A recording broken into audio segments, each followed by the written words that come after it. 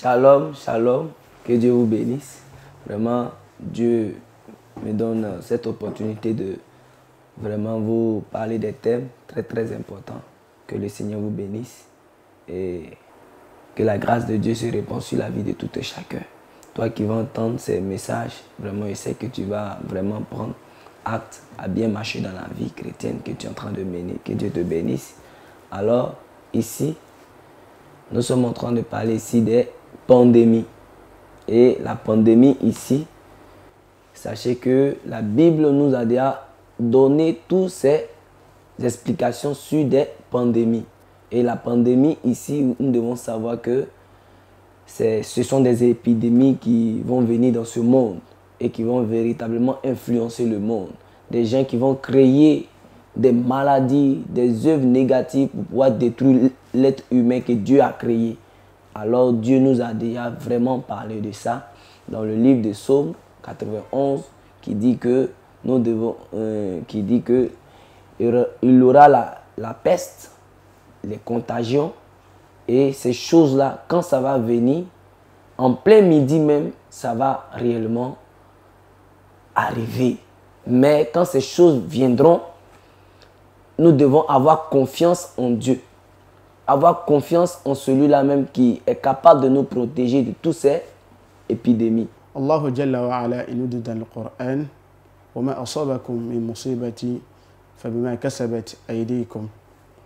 Il nous dit dans ce verset, tout ce qui vous arrive comme chose que vous ne souhaitez pas, comme musiba, maladie, des épreuves et tout ça, Allah Jalla wa Ala, il nous dit dans ce verset-là que toutes ces choses-là, tous ces malheurs proviennent de ce que nos mains ont produit, c'est-à-dire que tout cela provient de ce que nous faisons comme action, comme acte. Dans l'évangile selon Luc au chapitre 21, Jésus-Christ, répondant à ses disciples, donne les signes de la fin des temps.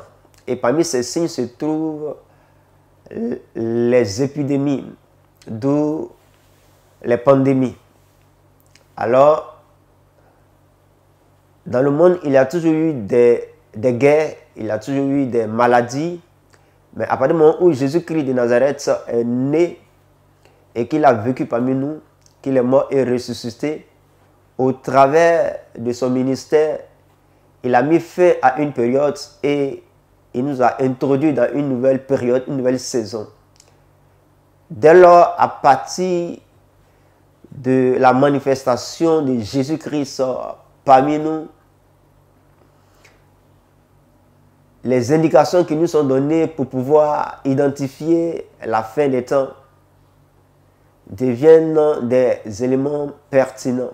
Et la question des pandémies, le musulman ou le croyant doit les accepter et les voir comme une preuve de la part d'Allah Jalla wa Ala. Quand il y a un malheur qui sévit ou qui frappe, le musulman doit observer cela sous deux angles.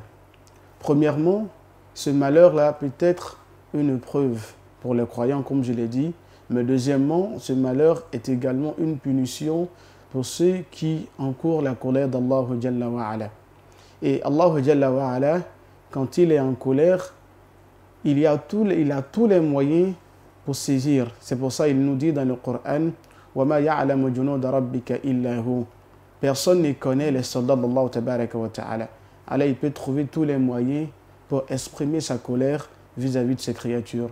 Et nous sommes actuellement en train de traverser la pandémie du coronavirus. Et c'est un signe qui doit interpeller le peuple de Dieu et l'humanité tout entière par rapport à la fin des temps, par rapport à la venue de Jésus-Christ de Nazareth. C'est le temps pour le peuple de chercher la face de Dieu, de chercher à se réconcilier avec Dieu, de chercher à faire la paix avec Dieu, de chercher à ranger véritablement les vies, de chercher réellement à mettre de l'ordre dans les cœurs, dans les vies, à faire la paix avec les uns et les autres, à faire la paix avec Dieu. Parce que Jésus-Christ revient bientôt. Le musulman, comme je l'ai dit, la toute première des choses qu'il doit se mettre en tête, c'est que cette pandémie-là est d'abord une preuve venant d'Allah Jalla wa Ala. Un.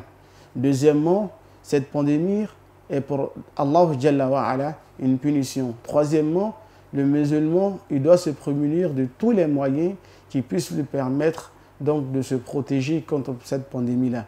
Parce qu'il arrive par moments que Allah Jalla wa Ala, quand il est en colère et que quand il frappe, il ne regarde pas qui est bon et qui est mauvais.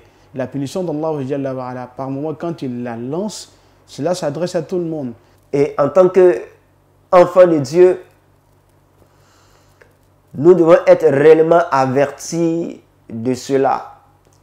Et cette pandémie doit nous parler. Cette pandémie doit réveiller notre intelligence, doit réveiller véritablement notre sagesse, doit réveiller notre amour à l'égard de Dieu. Et donc, en tant qu'enfant de Dieu, il est donc important pour nous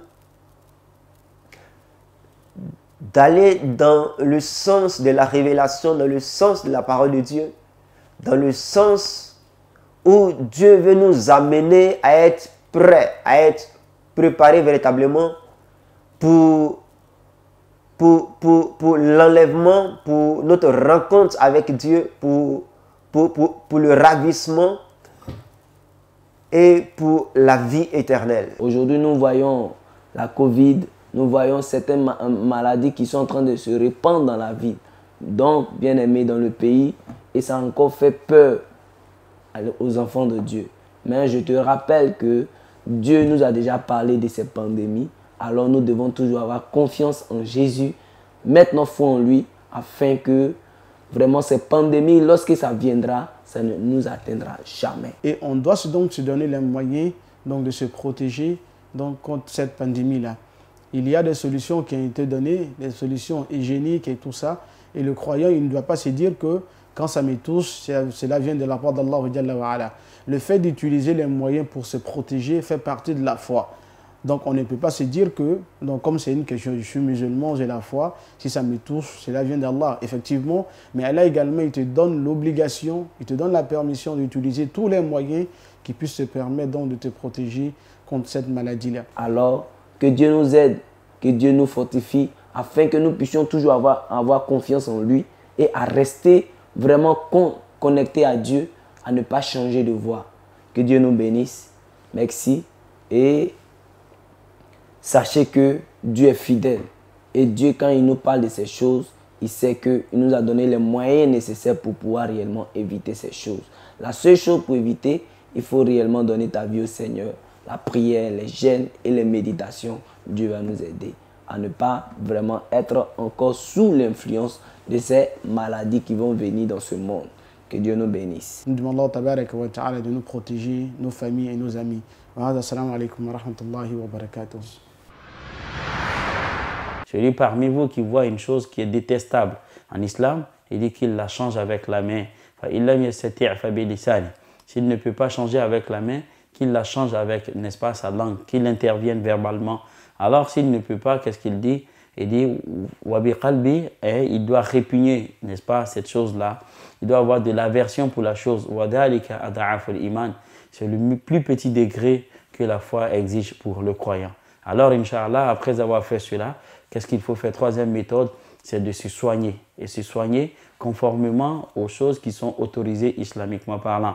Et le prophète sallallahu alayhi wa sallam, il dit, Inna Allah lam yaj'al shifa al-ummah fima harrama alayhim. Allah n'a pas mis la guérison de la communauté dans ce que lui, Allah, nous a interdit. Le musulman se soigne par les méthodes qui sont autorisées islamiquement parlant. Le musulman, il se soigne à travers les plantes, à travers les écorces, à travers les racines, à travers la médecine moderne, n'est-ce pas? Mais il n'a pas forcément recours à des pratiques anti-islamiques, n'est-ce pas, avant d'avoir la guérison.